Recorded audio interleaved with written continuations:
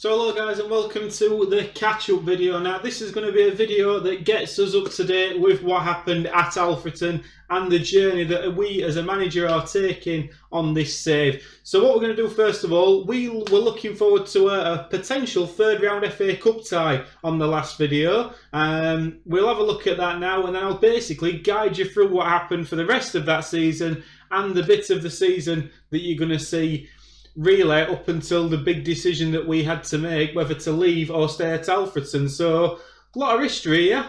Strap yourselves in. So here we were then. We were doing okay, weren't we? Doing really okay. We were looking forward to a potential third round tie if we got past Hyde. Now, Hyde were a decent side, but one we would have expected to beat, and we lost. We lost 4-3. Very disappointing performance it was, and it denied us the chance to progress in the cup. That prompted a couple of losses in terms of Boston United and Southport, and we also went out of the FA Trophy at the third round as well. But that wasn't a problem. We were focusing on the league, and we felt we got a chance in the league to get up and finally get out of this division. We then hit a decent month in January. No major signings really. Into February, the form was really good for the end of that season. And it culminated in an April which saw us win the last 4 games of the season. Before, as you can see, we got to a playoff semi-final. Now, anybody who's watched this channel for a while now, watched us on FM21, will know that I cannot win in the playoffs. And I certainly can't win in the playoffs in this division. And it ended up with heartache as we lost 3-1 at home. 3-1 at home to Darlington. They scored early. We thought we'd come back into it. A Tom Bamford header really set us on his way. But then they scored a penalty in the 87th minute before really just finishing us off when we went for broke. And that was the end of that season. The end of the 21-22 season. Now after that, as you can imagine, I weren't too impressed. We actually finished third. We finished third, really. We did okay over the season, but again, playoff heartache. So that led to a summer. And there were a few departures in the summer, but there were players brought in. There were some cracking players brought in. Jack Perkins came in on a free transfer. He came in from Nottingham Forest. Alex Prosser, probably one of the worst signings on loan. Didn't really do it in the following season at all. We got Chris Moore in on a free transfer. He was from Leeds, decent player.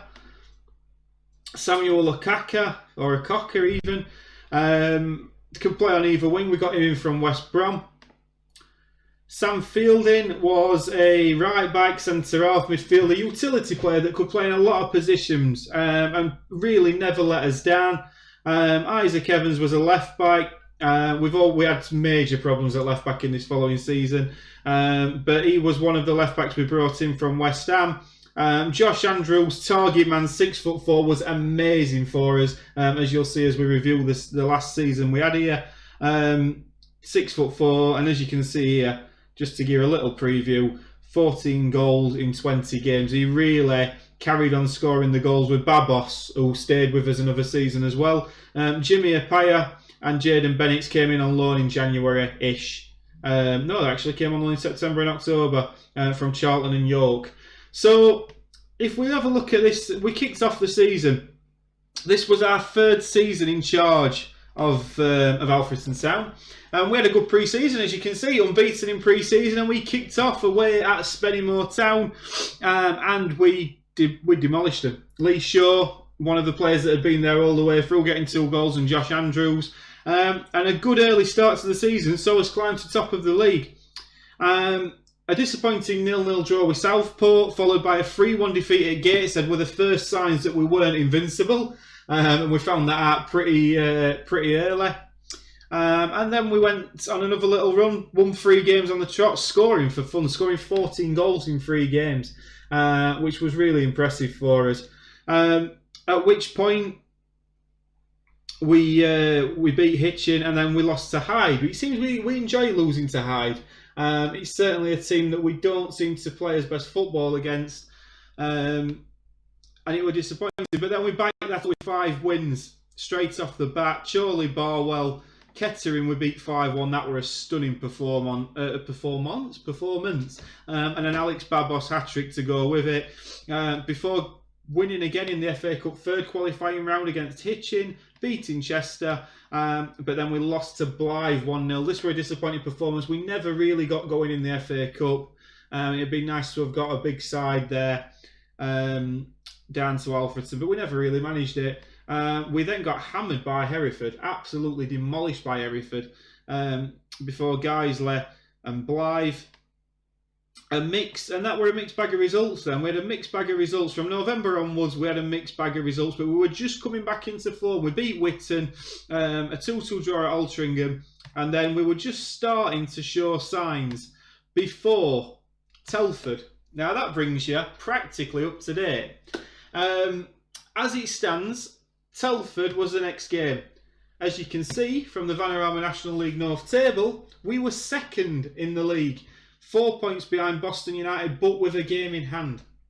Alex Babos was 19 goals into the season, doing well as usual, and Dobar Baptist as right back was certainly doing bits in terms of assists.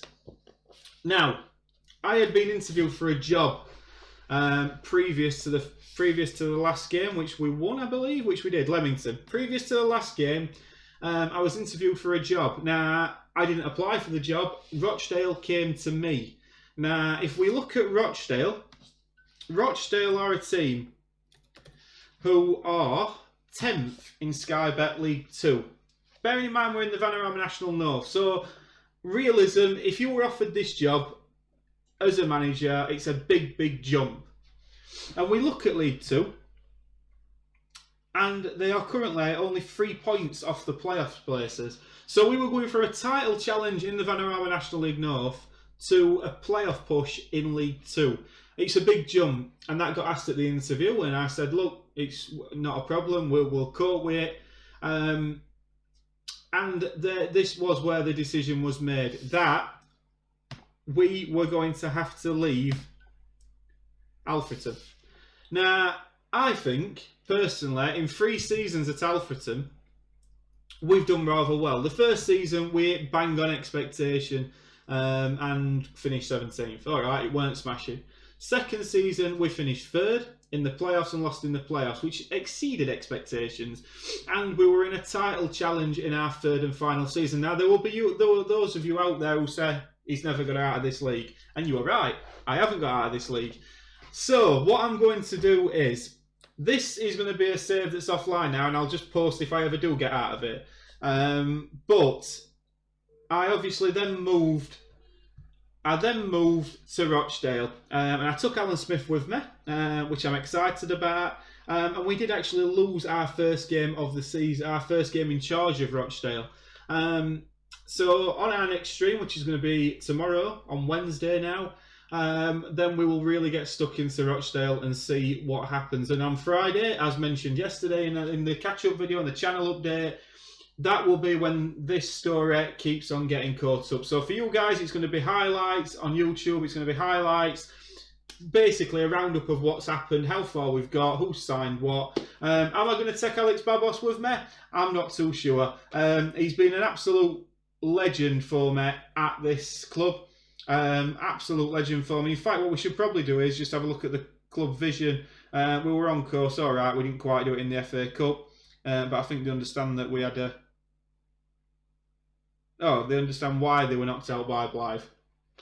So we were very much in favour, and the stock was high. It must be said that Rochdale weren't the first team that came in for us. There was also the option for Bradford City, and Tranmere were also interested as well. Wigan and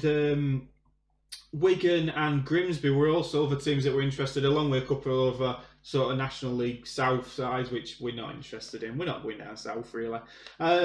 So, yes, that's where we're going to leave it. So, I hope you've enjoyed this story so far. I hope that this has just caught you up to date, and I do apologise that I've not kept you up to date over the festive period, but, you know, Christmas and that.